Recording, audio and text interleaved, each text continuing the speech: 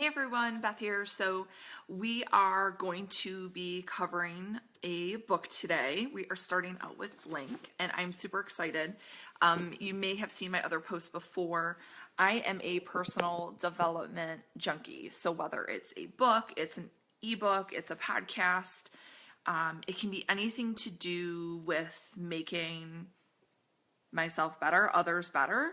I'm going to read it, I'm going to absorb it, and I want to share it with everyone. Now, I get it. That is the first thing that gets cut with the 9 million other things that are going on. And so the purposes of these videos is to share that content with you, to pay it forward, because again, I know we're all running at 100 miles a minute, and I still want you to get that content. So the purpose of these videos, we're going to cover each chapter by chapter, each video session in a short and condensed version, so you can absorb the content. Maybe you're reading along with me or listening on Audible. I know this book is available on Audible, that you can relate these to real life examples. And so there are some examples in the book. I'll share some of my personal examples as well. And if you happen to join live or even after the fact, use the comment box. Comment below if you can relate to any of this. Because I really want to get a good discussion going. So again, we are covering Blink by Malcolm Gladwell. And this book, again, is available on Audible. So if you aren't able to sit down and read a book and keep your eyes open, because let's be honest, sometimes when I sit down, I'm like, it's not because I don't want to read, I'm just finally sit down and I want to fall asleep. So if you're someone who is more productive listening to content, whether you're on the treadmill or in the car because your kids have their headphones on or whatever, it is available on Audible. So check that out, but not a requirement to read the book or listen to it. So I've got my notes here, so I'll just kind of go through my notes here of what I want to make sure that we cover. So again, today we are covering the introduction, because tomorrow I'm going to cover chapter 1. I'm going to do 2 chapters a week. So every Tuesday and Friday, we'll do a different chapter. So this book is really, and I want to read in the author's words. So these are not my words. These are the author's words. It's about rapid cognition, about the thinking. It's about rapid cognition, about the kind of thinking that happens in the blink of an eye. Blink. So maybe when you meet someone, or you walk into someone's house, or you read a few sentences of book or an article, your mind jumps to a series of conclusions in a matter of 2 seconds. This book is about those 2 seconds. So that captured me right away, because, you know, when I think about myself, my professional career over the last, 13, 15 years, I've really been able to hone in on this. And I always called it intuition or gut. And then when I became a parent, I'm like, oh, well, I'm a mom. Like, you just get a gut feel when that happens. But I really do think some of us are a little bit better about honing in on that. And so in the introduction, and I'll share an example with you of this book is really about that, what I'm calling the gut feel. Now, the author does not like to call it intuition at all. I'm calling it intuition or gut feel because that's how I can relate to it. But at the beginning of the book, in the introduction, the author tells the story of a museum that was approached to purchase a statue. And this statue dates back to 600 BC, allegedly dates back to 600 BC.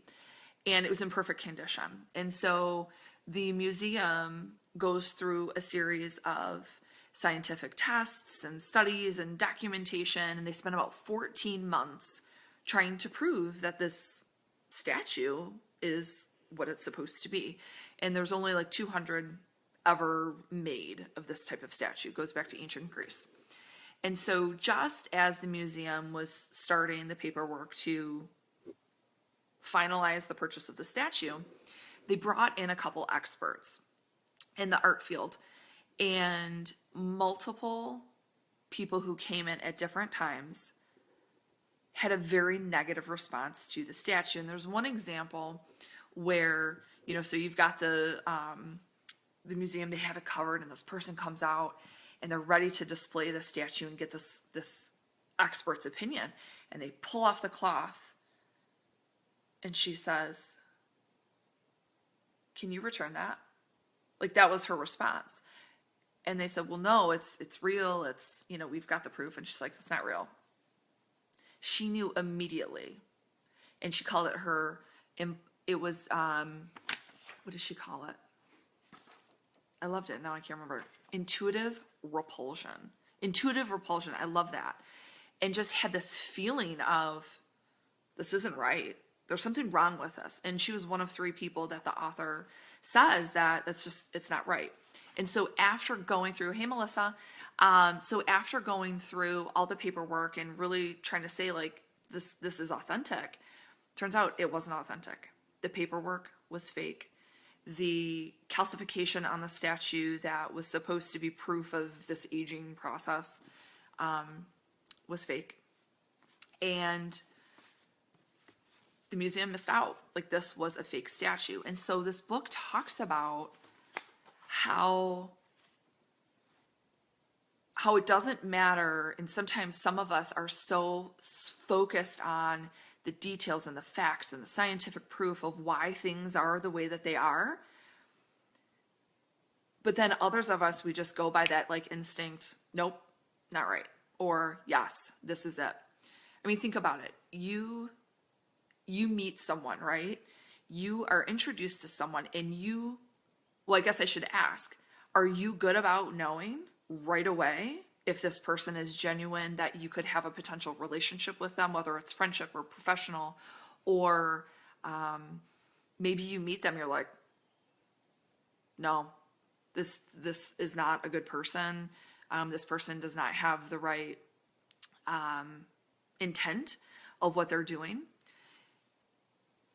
I can tell you in my personal life, I'm, and it's probably because of what what my professional career is, that I'm really good at that. Like, I know right away if someone is genuine, if they're telling the truth, if they have that good intent. Maybe a proposition comes up, like, give you a good example. We should refinance the house. Doesn't feel like a good idea. And there's that discussion of, well, why doesn't it feel like a good idea? It just doesn't feel right. There's no reason for it, right? And so you could go, one person can go through all those details and all those reasons why we should make a financial decision. But at the end of the day, I'm like, this doesn't feel right. Because 99% of the time, I know for me, that gut feel, that intuition, that 2-second judgment is always right. And so I've already read chapter 1. We're going to cover that tomorrow, and we're going to get into that a little bit more. I'll give you another example. So this weekend, we had a new babysitter on Saturday. Never met the girl. No referrals, no references. I knew her mother. And I had her come over, and Mark says, well, how do you know this girl? I'm like, oh, I'm friends with her mom. He's like, yeah, but have you met her? I'm like, she'll be fine. She'll be good. And I knew the moment I picked her up, it was going to be solid. And sure enough, it was. It was great. And in chapter 1 gets more into what that's called. It's called thin slicing, but what that means and how you can make those decisions and how you can just know when something's going to be good and when something's going to be right.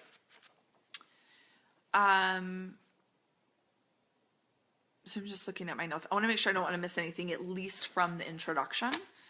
So we covered all that. Okay, so at the end of the introduction, I just want to cover the task of the book. So if you're considering listening to or reading the book, or think you're going to come back for some summaries, number 1, this book is going to convince you that decisions can be made very quickly, that they can be just as good as those made cautiously and deliberately.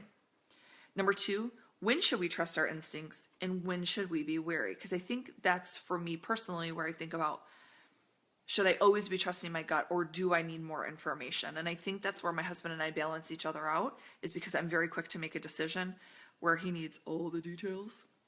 That's why we balance each other out really well. I say that with love.